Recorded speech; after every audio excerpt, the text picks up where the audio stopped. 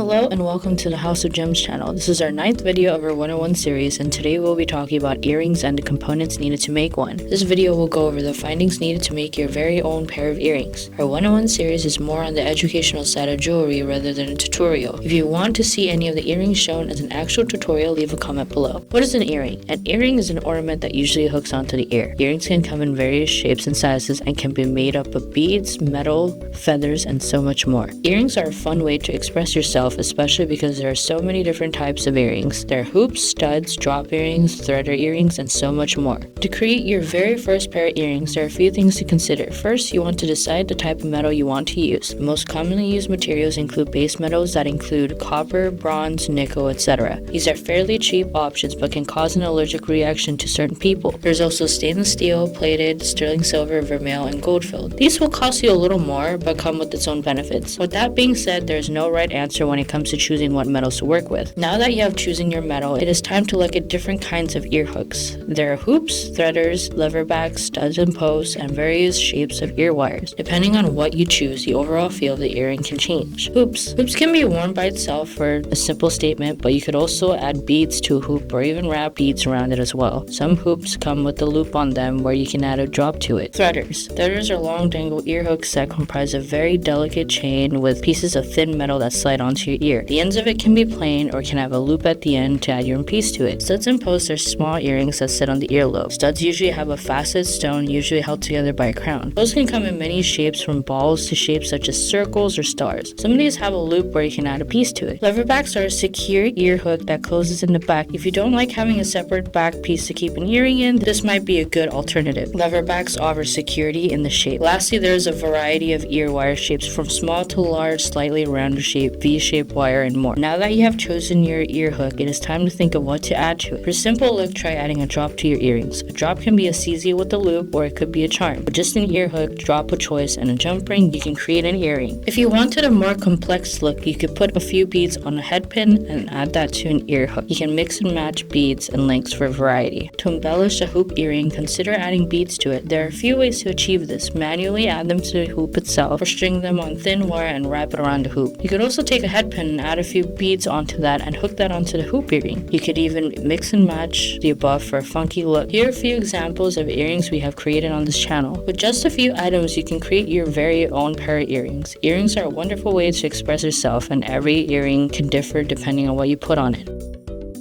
Has this video inspired you? Tag us in your creation. Stay tuned for next week's video where we talk about eye pins and head pins. Thank you for watching. We will see you next week.